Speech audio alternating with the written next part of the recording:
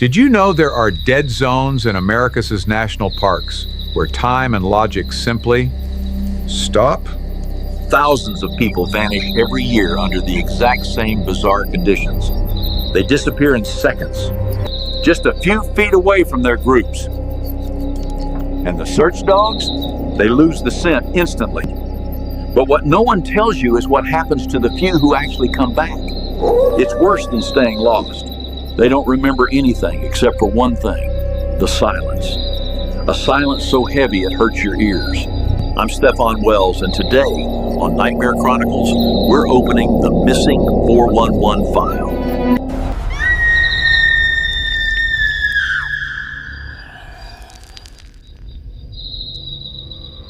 If you're planning a hike this weekend, listen closely, because the mountain might be hungry.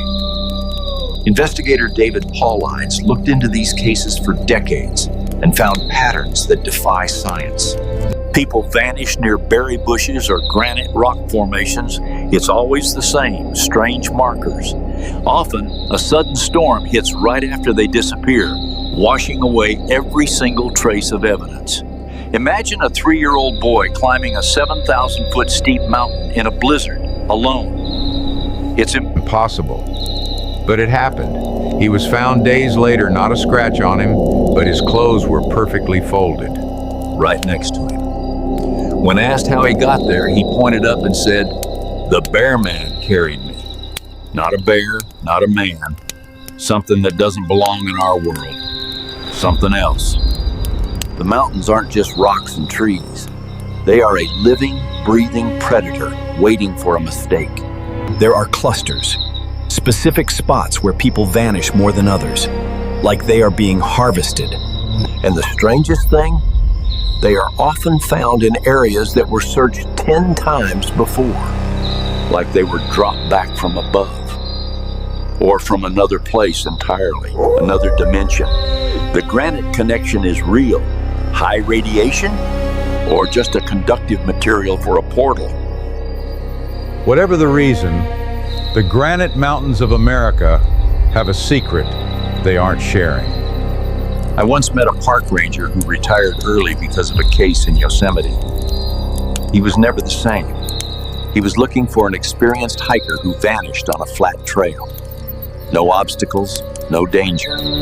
He said that, in one moment, the forest simply turned off. No birds, no wind, dead silence. He found the man's boot in the middle of the trail, but there were no footprints around it. None. That's when he heard a voice calling over his radio. It was his own voice, repeating an emergency code. A code he hadn't even used yet. He ran back to base and never stepped into the deep woods again. The mountain mimics us. It uses our names. It uses our calls for help to pull us into the brush. You hear your mother calling you from behind a rock, but she's been dead for 10 years. That's the trap. That's how the bear man, or whatever it is, gets you to leave the trail. Once you leave the trail, you aren't in the national park anymore. You're in their territory. And their territory doesn't have a map. It doesn't have a way out. It's a closed loop. Think about the sheer scale of the wilderness. Millions of acres where no human has ever set foot. We think we are the masters of this land, but we are just visitors, and some visitors aren't welcome. The ranger told me he saw things through his thermal goggles that he couldn't explain to his boss. Shapes that moved faster than any animal. Shapes that seemed to shimmer like heat over a road. Shimmering predators. Invisible to the eye, but felt in the soul. The Glimmer Man. They are the ones who pick the hikers. They are the ones who fold the clothes. They are patient. They have all the time in the world. But you're running out of light. It's getting late. The shadows are stretching. The forest is starting to wake up. Don't let the beauty of the trees fool you. They are the bars of a cage. But here is the detail that will keep you awake tonight. Research found something in the DNA. DNA tests on clothes found in these cases revealed traces of a species science hasn't classified yet. Something half human, half something that shouldn't exist in this dimension. A glitch in nature. The shocking twist?